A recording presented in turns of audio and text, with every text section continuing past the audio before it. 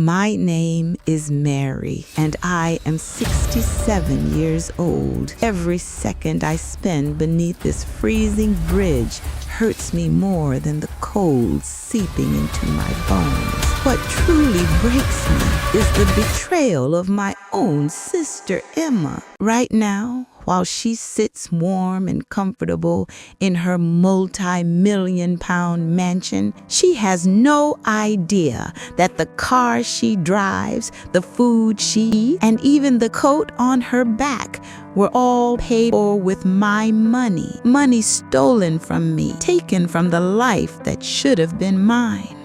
We were never ordinary sisters, Emma and I. After our mother and father passed away, we believed we had no one in the world but each other. I truly thought the bond between us was unbreakable. While I worked day and night to keep my late father's small shop alive, Emma preferred to enjoy life, going out, traveling, drifting from one pleasure to another. I always blamed it on her youth and never questioned it. When I learned that the land on which the shop stood had come incredibly valuable and that a developer was offering us several flats and a substantial amount of money in return, I handed Emma full power of attorney with absolute trust, so she could handle all the legal work. I had no idea that the thick stack of documents she brought for me to sign, documents she claimed were just routine paperwork for the sale, were actually transferring all my rights,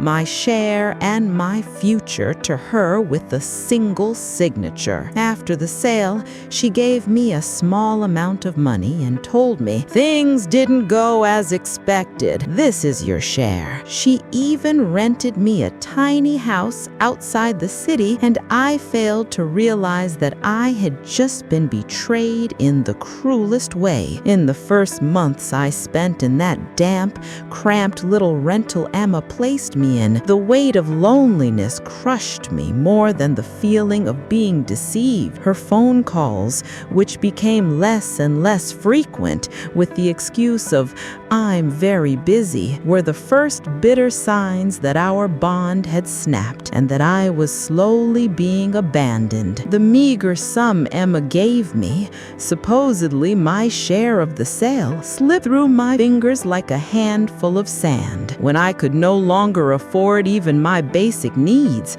every attempt to reach my sister was met with a cold, unbroken silence. With a heavy and terrifying suspicion growing inside me, I spent the last bit of money in my pocket on a bus ticket and returned to the place where our old shop, our father's legacy, once stood. What I found was a towering luxury complex of gleaming glass, a monument built over the ruins of my dreams. When I approached the impressive security gate and, with a trembling voice, asked the guard about my sister, Emma, he stared me up and down before saying, "Miss Emma lives in the penthouse on the top floor. I doubt she'd agree to meet someone like you." His words hit me like a blast of icy wind. In that moment, I realized that the elegant papers I had signed were nothing less than my own death warrant. Emma hadn't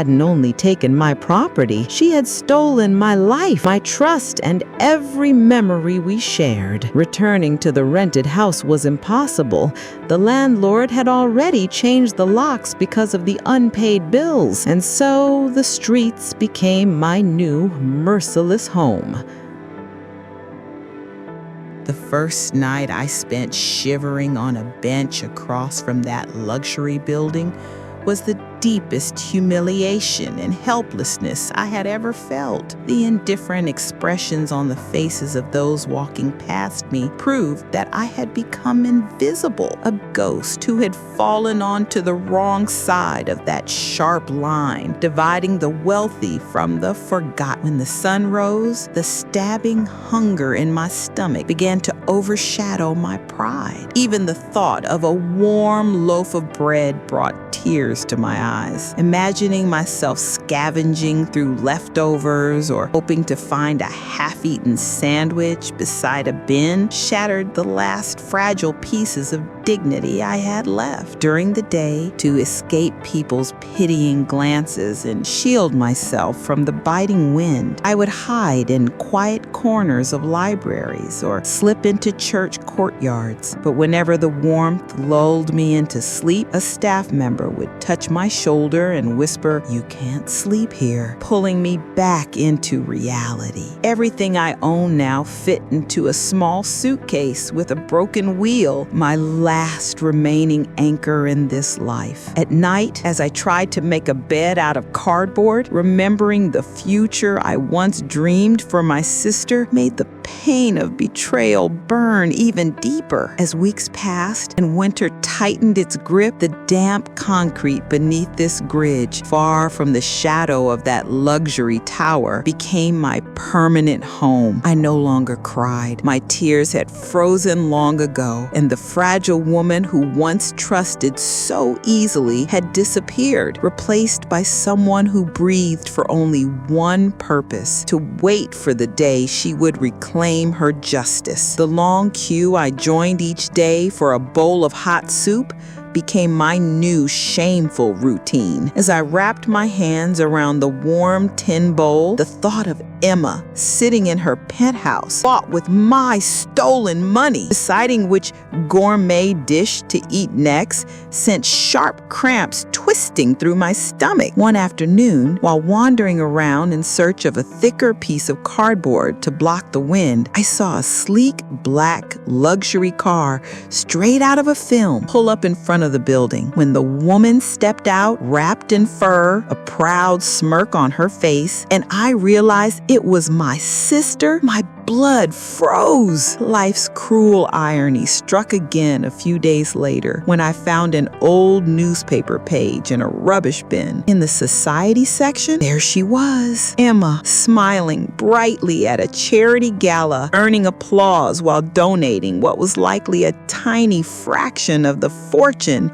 she had stolen from me. Driven by despair and fury, I tried once more to approach the building, but the same security guard who had insulted me before recognized me instantly. He stepped toward me as if I were vermin and barked, "Get lost, you filthy beggar! Don't you dare bother the lady again." His words were the final insult, the last blow I could endure. As I returned to the cold slab of concrete beneath the bridge, the crushing sadness inside me hardened into an icy, unbreakable rage. I swore to myself, quietly, fiercely, that this story would not end like this. One day, somehow, she would look me in the eye and answer for the betrayal that destroyed my life. The damp cold of my concrete shelter beneath the bridge no longer mattered. The fire of vengeance burning inside me had become the only armor protecting my body from the freezing wind. That was why every single day, from the break of dawn until nightfall, my sole and unwavering duty was to lie in wait in the side street opposite the building, the monument of wealth stolen from me. One afternoon, during one of these obsessive vigils I had been keeping for weeks, a harsh winter wind, thick with the filth of the city, whipped against my face. At that very moment, my sister Emma burst out of the gleaming, revolving doors of the building like a storm. She was shouting furiously into the phone pressed against her ear while trying, with her other hand, to hold down her fur coat and expensive handbag that the wind kept tugging at. In her arrogant haste, she didn't notice the small object that slipped from between the files she was carrying, just as she stepped into the car, whose door her driver courteously held open. As the sleek black car disappeared around the corner, and the security guard at the entrance retreated into the warm lobby, absorbed in his phone and oblivious to the world outside. I moved with a swiftness I didn't know I still possessed. My heart hammered violently against my ribs as I darted across the street, paying no attention to the oncoming traffic. I reached the pavement and snatched up the small, black, leather-bound item lying near the drain. Back in my shelter, between my filthy, damp blankets under the bridge, I held this unexpected treasure tightly in my hands. I could feel, with every fiber of my being, that this little black notebook might be the spark I needed in my frozen quest for justice. With trembling fingers, blackened from dirt and cold, I opened the cover. The pages were filled with Emma's meticulous handwriting, appointments, unfamiliar names, and complicated calculations I couldn't make sense of. Flipping through the pages, between trivial hairdresser bookings and names of luxury boutiques, one entry leapt out at me, marked clearly with red ink and underlined with the note "Important" beside it. Solicitor Harold, Friday, 3 p.m. The moment I saw the name Harold, my mind went blank. Harold was the family solicitor, the man who had kindly handled all the inheritance matters after my father passed away. He was an old, trusted friend of the family, known for his integrity. Why was Emma still meeting him in secret, acting as if I didn't exist? What could she possibly need from him now? Seeing the name of a man I deeply respected, a man who had stood beside us when my father's will was read, buried among Emma's private and urgent notes, sent me spiraling into a whirlpool of cold suspicion. Either Harold had been part of this betrayal from the very beginning, or Emma was hiding something even bigger, something she didn't want anyone to know. The red, important note beside the appointment and the fact that the meeting time was approaching lit a cold but hopeful spark in my mind. Emma arranging such a secretive and urgent consultation meant that something had been left unresolved, something legally fragile, incomplete, or still open. And even the smallest chance that she had made a mistake was enough to give me the courage to take the first step toward reclaiming my life. I would no longer remain a silent witness to my own suffering, a passive victim standing in the shadows. I made my decision. Before Emma's meeting with Harold, I would confront him myself. I would learn the truth behind this secret appointment, and I would warn the man my father once trusted against becoming entangled in Emma's new schemes. But immediately, I was forced to confront a painful truth, one that made my resolve freeze for a moment.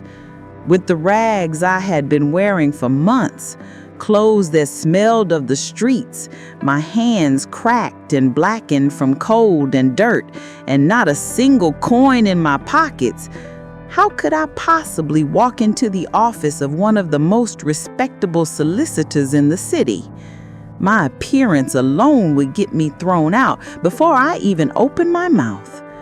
To overcome this obstacle, this barrier standing between me and my last shred of dignity, I made a heartbreaking decision. I would sell the small silver necklace from my childhood, a keepsake from my mother, the most precious thing I owned in the entire world. With the little money it might bring, I hoped to buy myself a clean coat, something respectable enough to allow me to step through that grand office door and be heard. When I put on the cheap but clean clothes I had managed to buy with the last keepsake from my mother, I felt the weight of the streets lift from my shoulders. Even though I still looked tired and worn through the bus window's reflection, the unshakable determination fueled by my desire for justice pushed me toward the address of one of the most prestigious law firms in the city. Stepping into the polished marble lobby of one of the city's most magnificent buildings, I felt the stark contrast between my world and the world of expensive suits and perfectly poised receptionists smiling with cold, artificial courtesy. My heart pounded like a drum against my chest, yet with trembling steps I approached the desk, gave the time of my appointment, and managed to walk through the door of Solicitor Harold's office.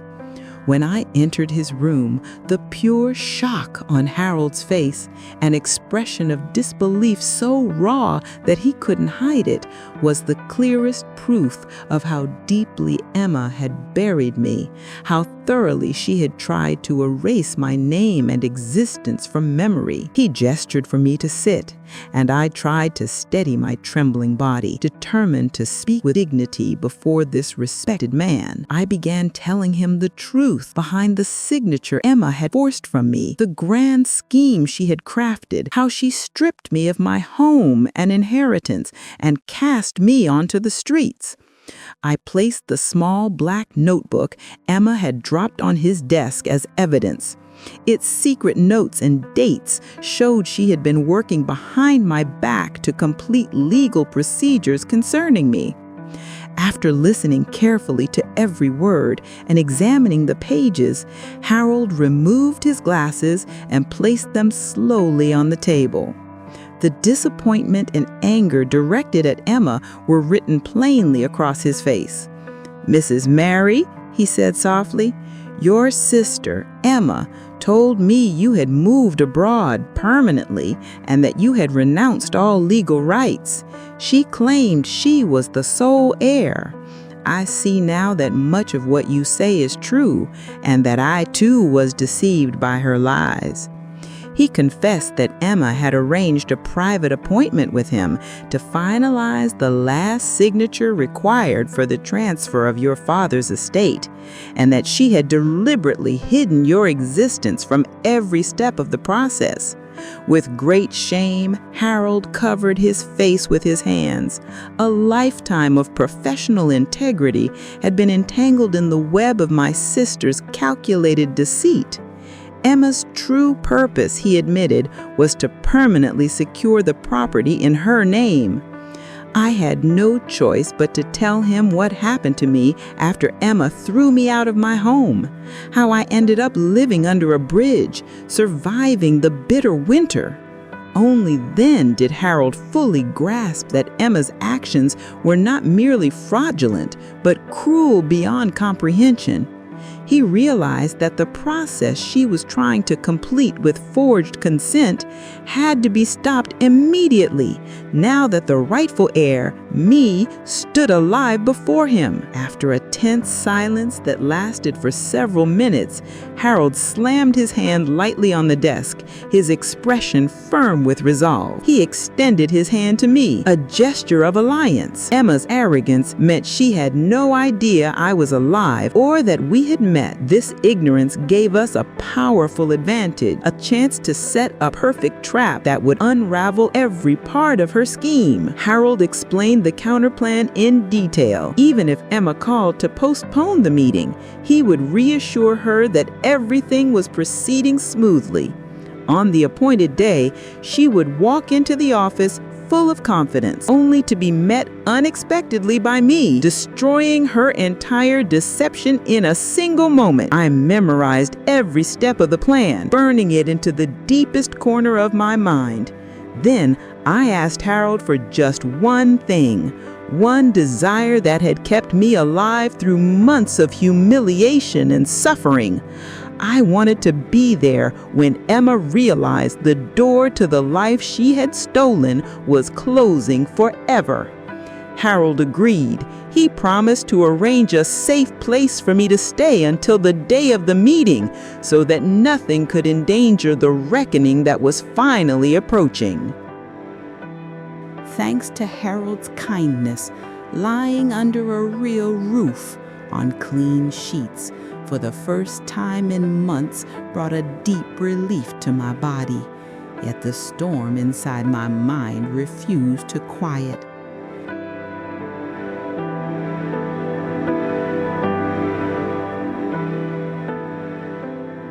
Every moment spent in that warm bed only reminded me of the cold concrete beneath the bridge, where my thirst for justice had taken shape and where my impatience for the day of reckoning had begun. The small black notebook Emma had dropped was not merely evidence. It was a hopeful calendar marking the exact date and time of the long-awaited appointment. On those pages lay the very second when the misery of my life on the streets and Emma's smug luxury would finally collide. All I had to do was endure.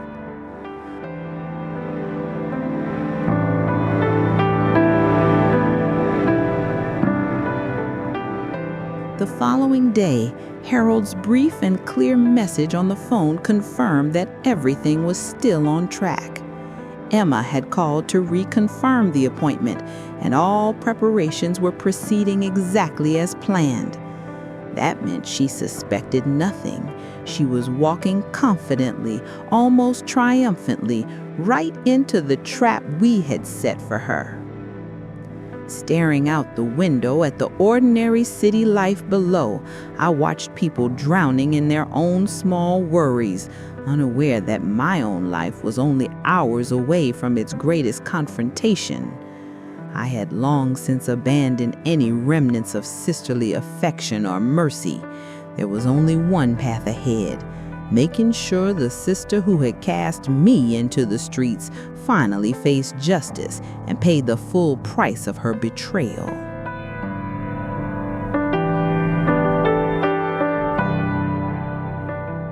In the silence of the room, I closed my eyes and pictured the moment Emma would see me sitting in that office.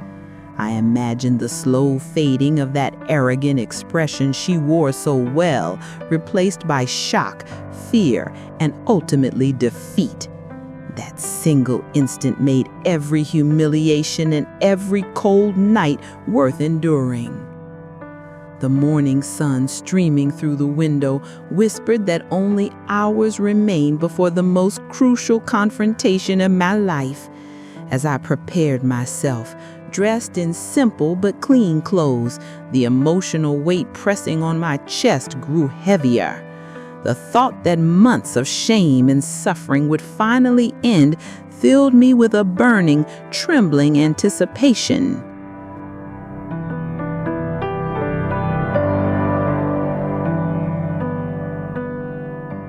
As I walked toward Harold's office, I knew that the last time I approached that building, I had done so like a beggar. But now I arrived as a claimant, as someone demanding her rightful place. I no longer carried the helplessness of the streets, nor the last pennies from my mother's necklace. I carried only the cold certainty of justice and an unshakable belief that truth would prevail. In the silence of the room, Harold welcomed me with great care and quickly guided me to a dimly lit room behind a closed door, one equipped with a small viewing slit that allowed me to see into his office without being noticed. From there, I would wait for my sister, Emma, to enter with her usual air of triumph, unaware that she was about to walk straight into her own undoing. As I waited in that dark space, I listened to the faint conversations of the receptionist, the stillness of the corridors, and the slow, torturous crawl of time. The fear that Emma might cancel at the last moment and ruin everything made my heart race, but Harold's calm professionalism gave me hope. And finally, the critical seconds arrived. The rhythmic, self-assured click of expensive high heels echoed down the hallway. Then the receptionist's excited announcement pierced the silence. "Miss Emma has arrived."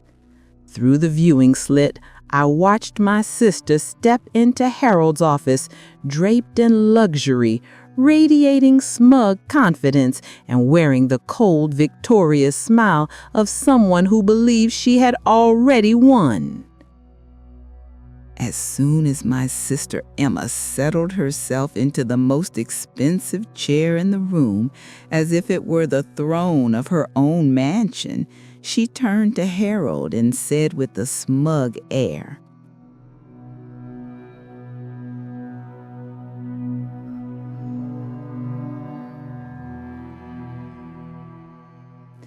"Mr. Harold, we're finally closing this matter today, aren't we? I want to be sure that every document belonging to my naive sister has been cleared and that the ownership is completely secured."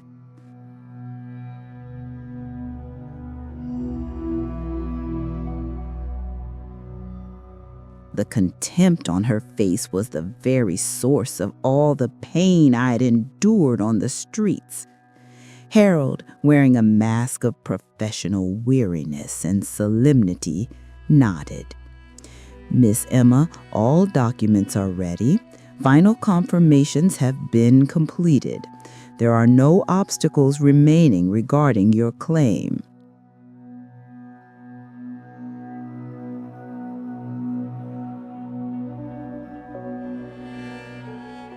His calm reassurance further inflated her confidence, pulling her completely into the center of the trap and convincing her she was only one signature away from victory. Emma laughed with careless relief. Thank goodness Mary is too absorbed in her life abroad.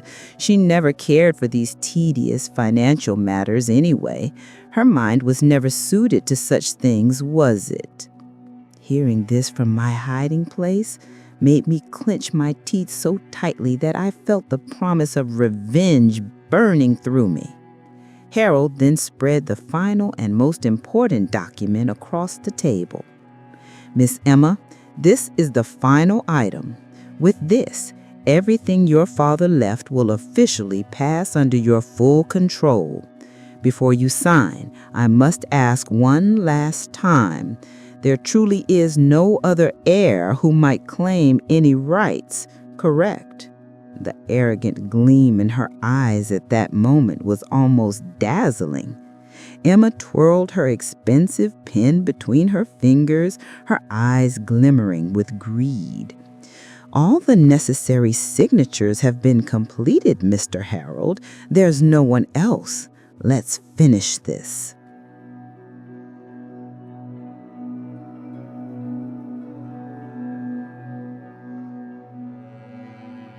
And just as the tip of her pen touched the paper, at the exact second she was about to legally steal the last piece of my life, I knew with every fiber of my being that the moment I had waited for months had finally arrived.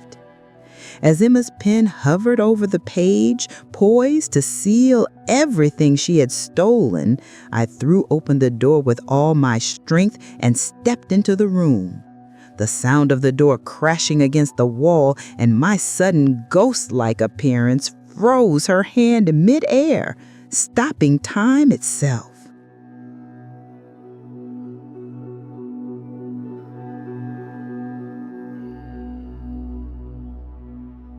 Watching the false, triumphant smile drain from her face, replaced first with confusion, then shock, and finally pure paralyzing terror, was the price of every freezing night I had spent beneath that bridge. Emma sat rigid in her chair as if turned to stone. Breaking the silence, I stepped forward and said, "How are you, dear sister? You weren't expecting to find me alive and well under the bridge just a few hundred meters from your penthouse, were you?" My words struck her like a poisoned arrow straight into the heart of her arrogance.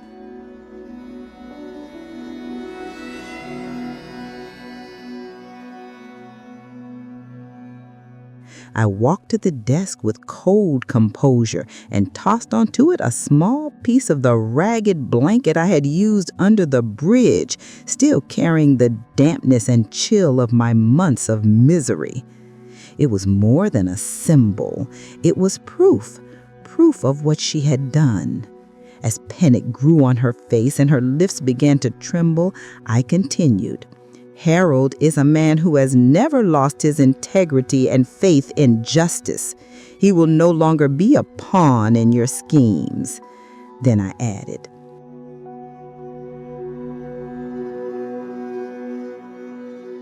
"The paper on this table does not represent your victory. It marks my return and your downfall."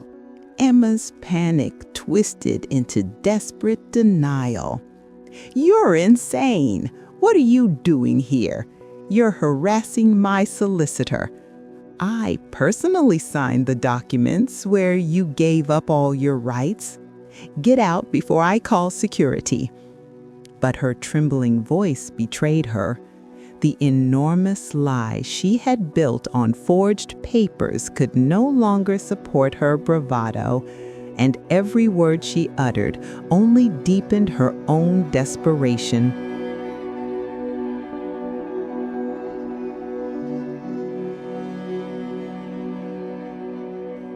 I placed the small black notebook, the very key that had fallen from her files weeks ago and changed the course of my life, right onto the center of the desk with a sharp, decisive thud. I watched her expensive pen slip from her fingers as I prepared for the collapse of the illusion she had crafted. I told her that the notebook contained her appointment notes, hidden bank details, and all her secret plans with Harold, proof that I knew every detail of her scheme.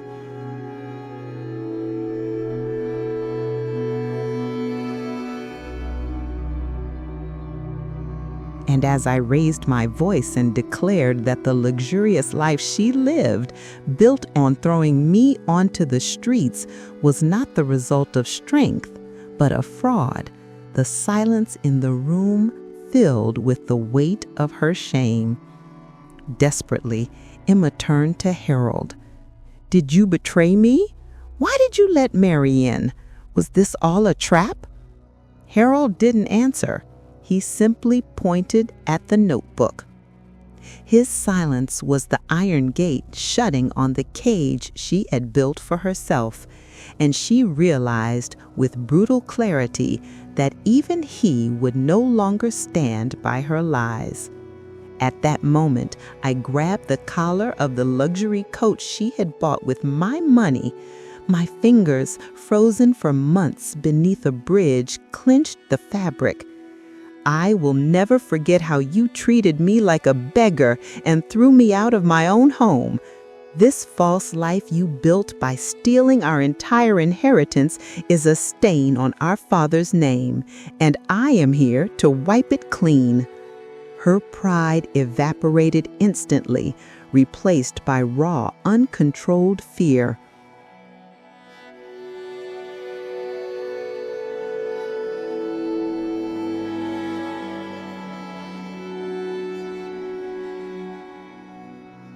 As soon as I released her coat, she spun desperately toward Harold, as if clinging to a lifeline.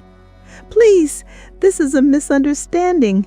Mary must be unstable. Let's give her some money. Send her back abroad. Just end this before it gets out of hand." Her pathetic attempt at bribery was met only with a quiet, mocking smile from me.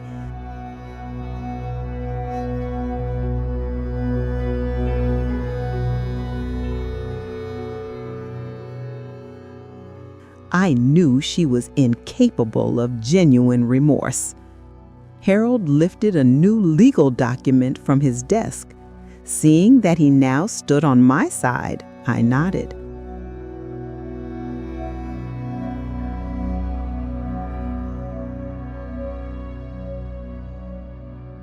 He handed the paper to Emma and said firmly, "Miss Emma, this matter cannot be resolved with money. The halted transfer now proceeds as the beginning of a major fraud and defamation case opened against you." As she read the court summons, her hands shook violently. The greedy spark in her eyes vanished, replaced by a cold, helpless panic. Watching her perfect stolen life collapse in an instant soothed every wound I had endured on the streets. Then she fell from her chair and lunged toward my knees. "Sister, please, please forgive me. I made a terrible mistake. I'll give everything back. Just withdraw the case." But I rejected her with icy resolve. She had shown me no mercy while I was fighting to survive, and I had none to give her now. When Harold gently but firmly escorted Emma out of the office, despite her screams and protests, I finally sat down in the chair opposite his desk. He handed me something small, something I never expected. My mother's silver necklace, the one I had sold to survive. In that moment, as I closed my fingers around it, I understood fully. Justice had arrived, and I was standing at the threshold of a new life. When the last echo of Emma's screams faded and Harold quietly closed the office door behind her, I collapsed onto the chair by the desk. Months of tension, cold, hunger, fear, humiliation finally washed over me in a wave of exhaustion. I had faced my sister. I had shattered her lies. And for the first time since losing everything, I had opened the door to reclaim my life. With trembling hands, I picked up the silver necklace Harold had placed gently on the table, my mother's necklace, the one I had sold simply to survive. Looking at that small, shining piece of home, I felt a deep, steadying peace. I had taken back a memory whose value Emma's money could never touch. After handing me a glass of water, Harold spoke in his calm, composed tone. He told me this confrontation was only the beginning. The real battle, the legal battle, was just starting. Emma's lawyers would use every trick in the book to delay the case, distort the truth, and fight for the wealth she had stolen. And I would need patience, unyielding, deliberate patience until I recovered every last penny of what was rightfully mine. Accepting the reality that Emma might retaliate in reckless and dangerous ways, I agreed to Harold's proposal to stay in a secure part of the office building until the case reached its conclusion. This would keep me safe from the streets and allow me to help Harold go through the forged documents, bank transfers, and fraudulent papers Emma had created against our father's estate. As I looked once more at the luxury tower Emma had built her life upon, using the fortune she had ripped from me, I realized there was no pity left in me, no sorrow, no yearning for sisterhood, only justice. And I poured every ounce of energy I had into the day I would win it. The moment Harold officially filed the case on my behalf, the scandal erupted through the city's financial circles. Even the small articles that appeared in the press were enough to peel back the glittering curtain Emma had hidden behind, exposing the cracks in her reputation and the lies supporting her lavish lifestyle. My days became dedicated to combing through every document Harold provided, forged signatures, falsified powers of attorney, transfer records, bank statements. Together, step by step, we traced every deceit, every theft, every manipulation Emma had committed against our father's estate. Predictably, Emma's lawyers launched their first defense. They claimed I was delusional, mentally unstable, hallucinating. But Harold dismantled that vile smear campaign with my consistent testimony and the concrete evidence found in Emma's notebook, cornering her legally point by point. One evening over dinner, Harold told me Emma had called him directly. Her words were cold and threatening. "If you don't stop Mary, your career is over. Withdraw the case." That single call revealed the truth.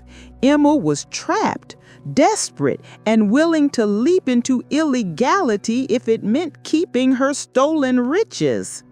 Her threats didn't frighten me, they intensified my resolve. Watching the collapse of the luxurious world she had built with my inheritance was worth more than every threat she could throw at us. And Harold standing by my side, despite her intimidation, gave me a strength I had not felt in years.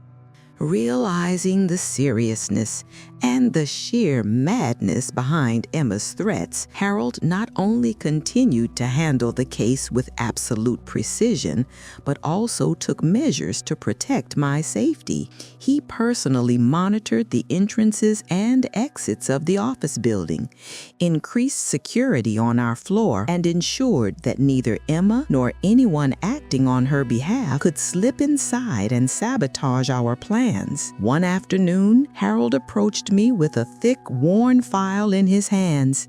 From it, he pulled out the original power of attorney document, the real version of the paper Emma had forged to deceive me. This document clearly proved that I had never transferred ownership of my inheritance to her. I had merely granted temporary permission for her to manage a few specific tasks. It was the strongest piece of evidence yet, shaking the foundation of my sister's lies. When Harold showed me the forensic comparison between my genuine signature and the expertly forged one Emma had used, I finally understood with painful clarity just how far she had gone. She had planned every detail carefully, committing calculated fraud to strip me of everything and throw me into the streets. Holding the original paper in my hands brought back the moment Emma had given me the fake one, smiling so convincingly and saying, "It's just routine paperwork. If you don't sign, everything will be delayed." I relived the trust I had placed in her and how mercilessly she had exploited it.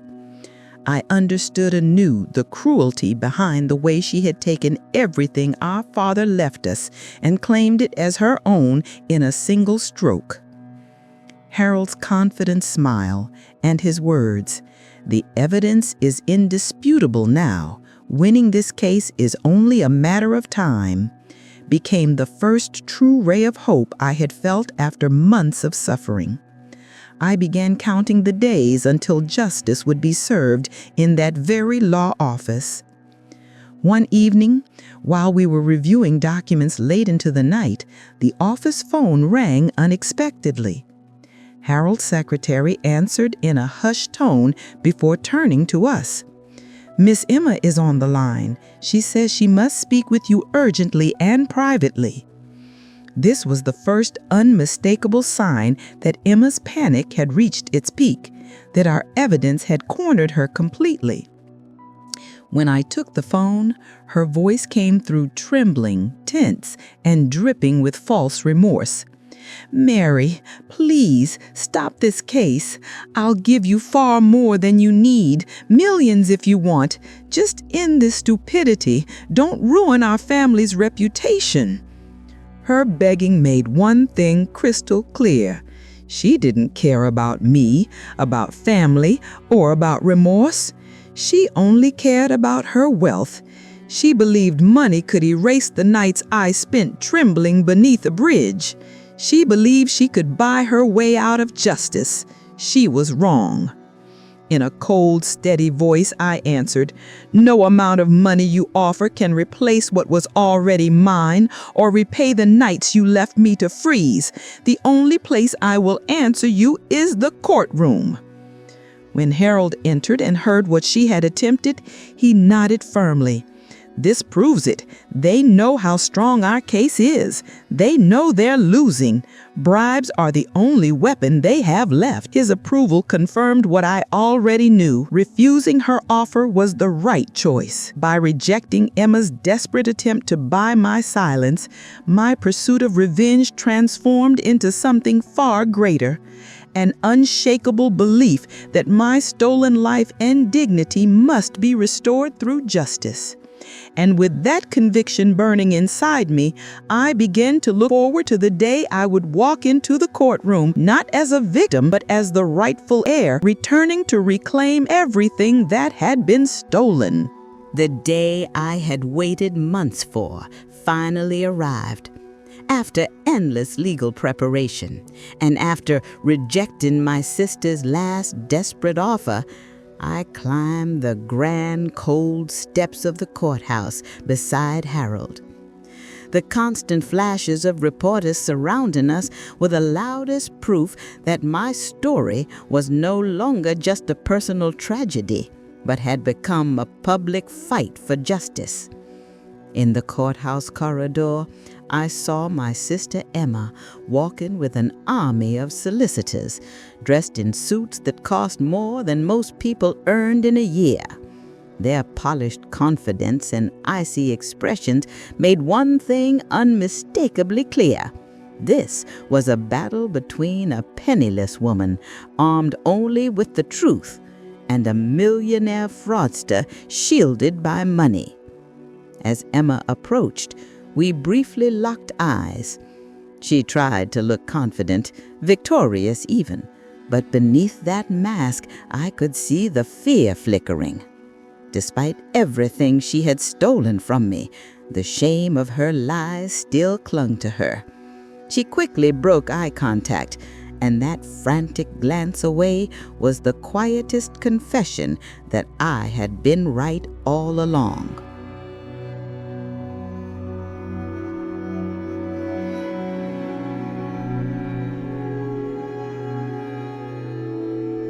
With Harold's reassuring hand on my arm, I stepped through the massive doors of the courtroom. The heavy silence inside immediately drowned out the noise from the press outside. This was no longer just a place for a family feud.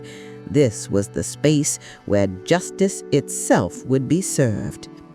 As I moved toward the judge's bench, I felt ready to recount every cold night I had spent on the streets, every humiliation I had endured scraping leftover food to survive, every detail of Emma's brutal betrayal. I had only one goal: to make sure that the mask my sister wore would finally fall before the eyes of the law.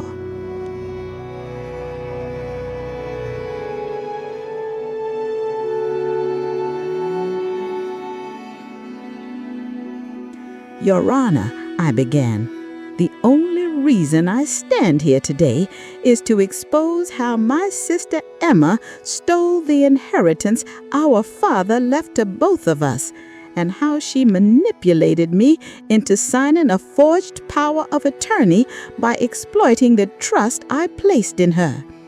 I am here to ask that the truth be brought to light. I explained how immediately after our father's death, Emma had claimed I wouldn't understand legal procedures and thrust the document into my hands, calling it routine paperwork. Trusting her, because she was the only family I had left, I signed it without suspicion. Only months later, when I had lost everything and was left to sleep on the streets, did I discover that the paper was a fraud, designed to strip me of every right I had. I described how she had sent me to a damp little house on the outskirts of the city with a small allowance, ignored my calls, and left me isolated. When the money ran out and the landlord threw me out, my life spiraled into months of freezing nights, hunger, and humiliation, while my sister enjoyed the luxury penthouse she had bought with money stolen from me. Finding the small black notebook Emma had dropped was, I explained, not only evidence, it was the strand of hope that kept me alive. Inside were her secret appointments, plans with Harold, and calculations that proved she had known exactly where I was. It exposed her lie that she had no idea what had happened to Mary. Your Honor, I said, this case is not merely about financial fraud. It is about a person who chose to discard her own sister's life as if it had no value, who stained our father's memory with greed. I stand here to ask for justice, not just for myself, but for the truth. I ask that every penny of the inheritance our father left to both of us be recovered and restored, so that the record shows clearly who destroyed a life and who thought to reclaim it. After I finished recounting months of pain and betrayal, Emma's solicitor, dressed in an obscenely expensive suit, shot to his feet with a sneer on his face. Your Honor, our client submits that Mary's claims are nothing more than the delusions of someone whose mental stability is questionable. She is in need of psychological treatment. This entire story is an attempt to seize wealth that does not belong to her. His words were a direct attack on my dignity, a strike built entirely on lies. But before the smear could gain any ground, Harold immediately presented the psychological evaluation he had arranged for me, along with copies of the threatening messages Emma had sent. These documents silenced the room. My statements were consistent, evidence-backed, and credible, whereas Emma's defense relied only on character assassination. Truth was stronger than their lies. When Emma's solicitor then tried to corner me by focusing on the small black notebook, this notebook was not lost by my client. You stole it, didn't you? I calmly replied that the court was welcome to have the fingerprints analyzed. This alone would disprove Emma's claim. The panic that flashed across her face confirmed everything I had said. Seeing the defense attack my character instead of the evidence, the judge intervened sharply. Counsel, stay focused on the forged documents. The witness's personal condition is not at issue here. That firm statement restored a powerful sense of order. Justice was alive in this courtroom, and Emma's dishonesty was inching toward its collapse. As I stepped down from the stand, I looked directly at my sister. Her eyes were a chaotic mixture of terror and fury, but in me, there was no hatred left, no vengeance, no rage, only the resolve of someone reclaiming her dignity. I walked toward Harold, knowing that the law, not money, would decide the outcome of this battle. Immediately after my testimony, the atmosphere thickened with tension. Harold placed a thick forensic folder on the table and called the expert witness. This expert was there to testify that the signature on the forged power of attorney was not mine. Using enlarged charts and detailed graphics, The forensic examiner compared the subtle curves, pressure marks, and stroke patterns of my real signature with the trembling, inconsistent lines of the forged one. The scientific clarity was devastating. It proved conclusively that Emma had committed fraud. I watched her army of high-priced solicitors whisper nervously, shifting in their seats. Everything they had claimed, every argument, crumbled in the face of a single expert report.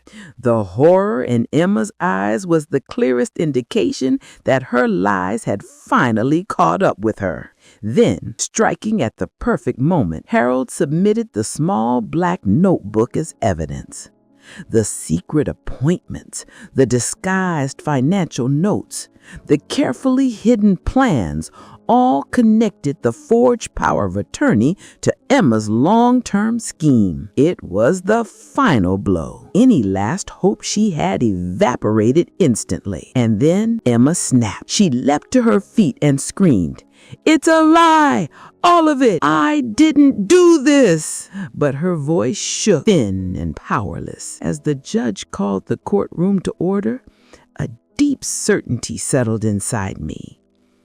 Emma had not only lost her case, she had lost the fortune she stole, and now she was losing the reputation she built on deceit. When the judge struck his gavel, cutting through Emma's uncontrollable outbursts and restored order to the courtroom, he examined the forensic reports and the evidence of forgery with a grave expression. Then, formally announcing that the defense's arguments were now scientifically untenable, he adjourned the hearing, stating that the final verdict would be delivered after a short recess. In that moment, Harold cast me a triumphant look, one that said all our efforts, all our months of secrecy, all our careful preparation had not been in vain. Meanwhile, Emma's solicitors gathered their papers in defeated silence. Even before the judge revealed his decision, they already knew their client had lost. Watching my sister leave the courthouse, her makeup smeared with tears, her posture collapsing, practically dragged out by her legal team, gave me a bittersweet sense of closure. The humiliation she now tasted was only a fraction of what I had endured on the streets, yet it was enough to show that her reputation was crumbling faster than the fortune she had stolen from me. Outside, flashes erupted again as Harold and I stepped through the courthouse doors. But this time, I was not a helpless woman in rags. I was a rightful heir fighting for justice. While Emma hid from the cameras, my face held only the calm of someone who had stood up for her truth. As I climbed into the car Harold had arranged for me, I shook his hand and said, "This victory belongs to your integrity and perseverance. Thank you." Now all that was left was to await the court's final verdict. Over the next few days, I found myself longing almost desperately for the moment when my life would finally be restored. Those days were more nerve-wracking than even my months on the streets. In the warmth and safety of Harold's office, my mind raced constantly. What would the judge decide? What would become of Emma? And what direction would my life take once the inheritance was rightfully restored? When my fingers brushed against the small silver necklace Harold had returned to me, memories flooded back. How only weeks earlier I had traded it for a loaf of bread. How I had survived the freezing nights beneath the bridge.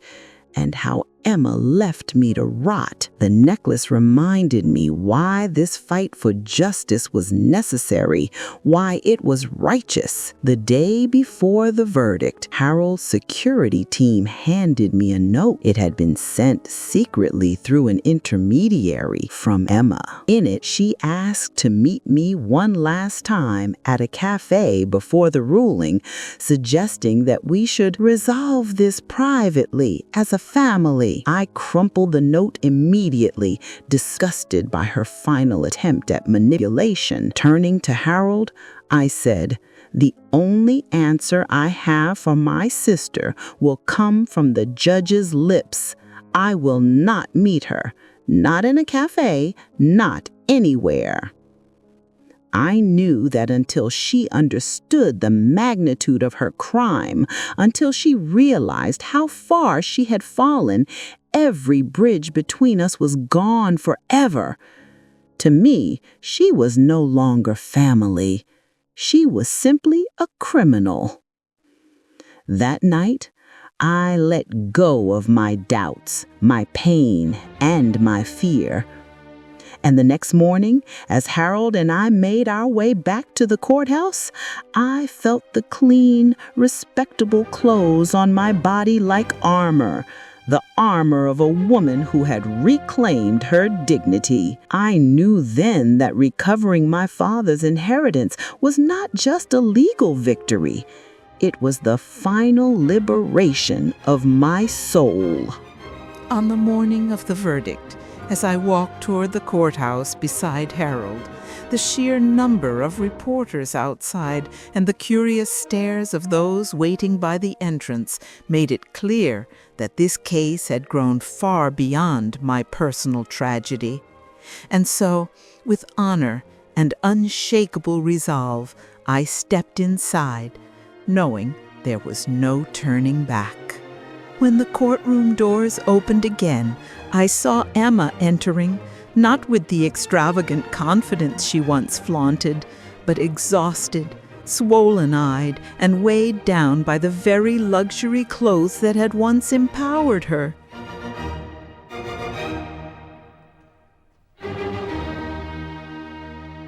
The way she stumbled between her solicitors revealed everything. Her life of lies had collapsed, and every ounce of her defiance had drained away.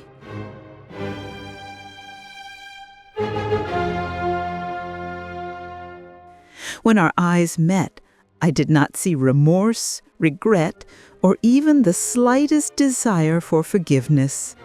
Only feral fear at the loss of her ill-gotten wealth and a raw, burning hatred she no longer tried to hide. But I faced her with calm, unwavering dignity.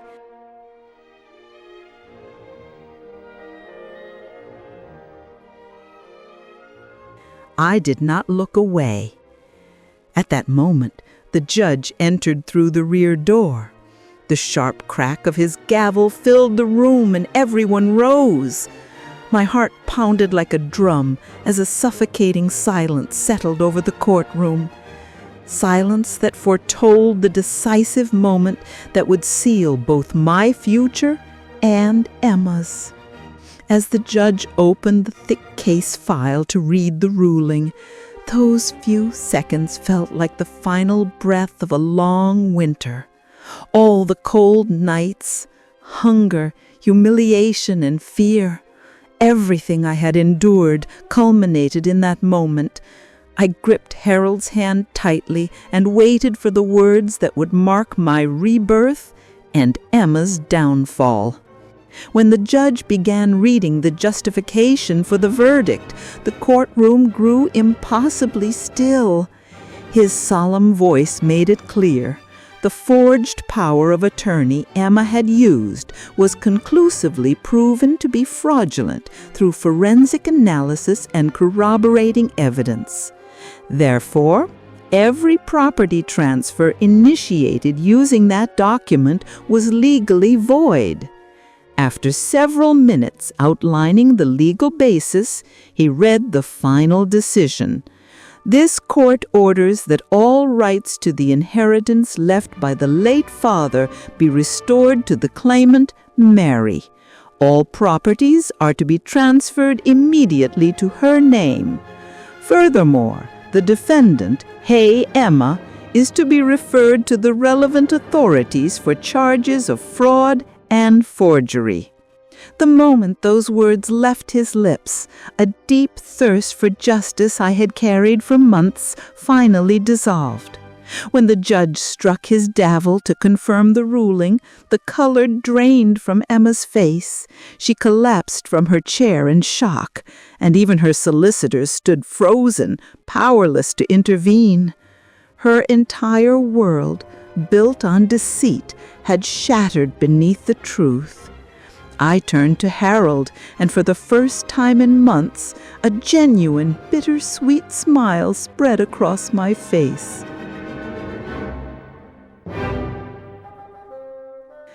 As I walked out of the courtroom, I passed Emma, sitting helplessly on the floor, her expression twisted with desperation and uncontrollable rage. She shot me one final hateful glare, but inside me there was no revenge, hatred, or lingering tie of sisterhood.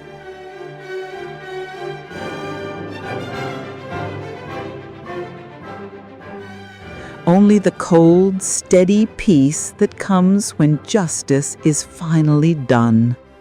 Outside, the flash of cameras lit the air once more. As the sunlight touched my face, I felt as though it illuminated not just my clothes, but my spirit, finally cleansed and free.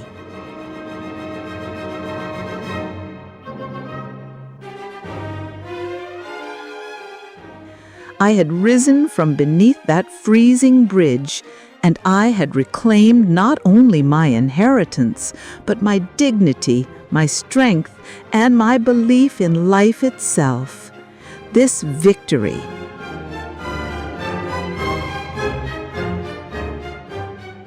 etched in law and truth, was the ultimate proof that justice stands taller than any lie Emma ever told. After the court's ruling became final and all legal transfers were completed, Harold and I returned to the entrance of the luxury building from which Emma had once had me thrown out like a beggar. This time, the very same security guard bowed respectfully and opened the door for me. In that single gesture, I felt the clearest proof that I had regained not only my inheritance, but also my dignity, my reputation, and my rightful place. With pride, I stepped inside. When I entered the penthouse, my penthouse, the home my sister had built atop my suffering, I walked to the window and looked out over the vast city stretching beneath my feet. From there, I could even see the bridge under which I had slept just weeks before. That sight reminded me that justice could be both merciless and exquisitely sweet. Every piece of furniture in that lavish room was a symbol of Emma's greed and of the pain I had endured to reclaim what was mine. Sitting in the grand living room, I read the newspaper Harold handed me. The headline confirmed that Emma had lost not only her wealth, but her reputation and even her freedom. She would now face prosecution for fraud and forgery. In the end, the corrupt empire she built had swallowed her whole, and justice demanded a price far beyond money. Though reclaiming my inheritance was a tremendous victory, it came with a heavy emotional cost. Even as the weight lifted from my shoulders, the empty seat beside me and the shattered bond between two sisters left a hollow ache that no amount of wealth could repair. I tried to fill that space not with hatred, but with with peace, guided only by my conscience. Looking out over the bright city lights, I promised myself that I would no longer live in the shadow of the past. I would use this fortune not merely for comfort, but to help those who had suffered injustice as I had. I knew what it meant to freeze in the dark. I knew what it meant to be forgotten, and I knew the true value of justice. The first decision I made after regaining my fortune was to help the elderly and abandoned, those betrayed by the very people who should have protected them. During the nights I lived on the streets, I learned how precious kindness truly is. Now, with the means to make a difference, I vowed to restore dignity to those who had lost it. No words could fully express my gratitude to Harold. He had not only won a legal battle, he had restored my faith in humanity. As a tribute to his integrity, I asked him to oversee the legal structuring of the charitable fund I planned to establish with my recovered fortune. He agreed with the same earnestness that had carried me through the darkest days. As for Emma, I knew her legal process for fraud and forgery would continue, and her life of luxury had come to a permanent end. But to me, she was nothing more than a painful lesson, a reminder of how far betrayal can reach. I let go of the hatred and anger she once planted in me and found strength in moving forward. My mother's small silver necklace, once sold for bread, became my compass again. It was not merely a memory, but a symbol of the moral strength that kept me alive. Carrying its meaning with me, I chose to live a life guided not by wealth, but by honor, dignity, and compassion. My story is not one of revenge against a sister. It is the story of reclaiming a stolen life, of rising after being cast aside. Remember this: no matter how ruthless life becomes, unwavering honesty and determination will, sooner or later, bring justice to light. And knowing that truth will always prevail, that is the greatest strength you can possess.